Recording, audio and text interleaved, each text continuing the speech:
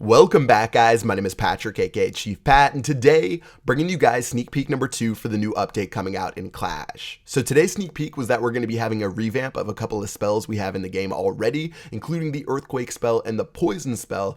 So let's go ahead and hop into it right now. So first of all, talking about the Poison spell, one of the problems with the Poison spell right now is when it came out, as you guys might have noticed, it sort of killed diversity inside of the clan castle. You could no longer have barbarians, archers, witches, or wizards, or any of those type of low hit point troops, because it would instantly start doing a pretty solid amount of damage and take those guys out before they could even make it to, I guess, like, I don't even know, not even get close to your troops sometimes if you placed a perfectly placed poison spell. So anyways, let's talk about what they changed today. And the new poison spell is actually going to scale up in damage the longer it's on the ground. So you might have noticed when I first dropped the spell, it wasn't doing that much damage, but as the seconds tick by, the poison spell will keep doing increased amount of damage to units within its radius. So it speeds up as the units become sicker and sicker. So it's a pretty interesting change. And if you drop 2 poison spells on top of each other, you can sort of think of it as a single target Inferno Tower. The longer someone is being affected by the single targeted Inferno Tower, the longer they're going to be dealt, or the more damage they're going to be dealt over time. And if you drop 2 poison spells on top of each other,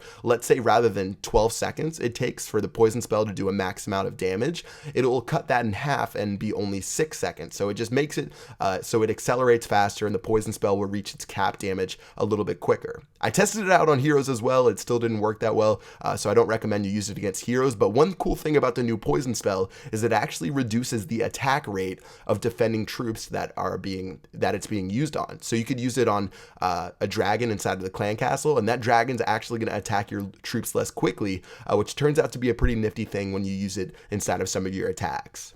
So next up is the Earthquake spell. So the Earthquake spells are going to be changed to where it's actually going to do a little bit more damage, to where your first Earthquake spell on top of a building is going to do 25% damage regardless of how many hit points the Earthquake spell has. So even if an Earthquake spell attacks a building that has 20% health points left, it's actually going to just destroy that building completely. It no longer goes on percentage health left rather than how many times a building's been affected by an Earthquake spell. So repeated Earthquake spells are going to do a diminishing amount of damage. As you can see, I dropped a couple of Earthquake spells. The first one did 25% damage and the ones after it weren't as powerful, but 4 Earthquake spells are still going to always destroy any type of wall. And I think Earthquake spells are actually going to be more powerful now against lower level walls. But anyways, let's just go ahead and test out this right here. You can see I dropped 2 sort of crummy lightning spells, but seeing as this air defense had less than 25% hit points left, since this was the first Earthquake spell I dropped on top of this air defense, it's going to deal 25% damage and take out that air defense completely. So that's a pretty nifty thing. You won't have to use 3 lightning spells anymore. You could use 2 lightning spells and an Earthquake spell, as well as one tiny thing about the freeze spell is you're now able to freeze air troops. This is a nifty little addition. No longer are you going to only be able to freeze ground troops. You can freeze dragons, lava hounds, minions. So another little addition to the freeze spell. And like we talked about the lightning spell yesterday, it got a couple of additional changes as well. So again, for a quick run through of what they changed with the spells. First of all, the poison spell is going to do scaling damage now, so it'll start off weak, but it's going to get more damage over time and eventually do a crazy amount of damage, as you saw against that dragon.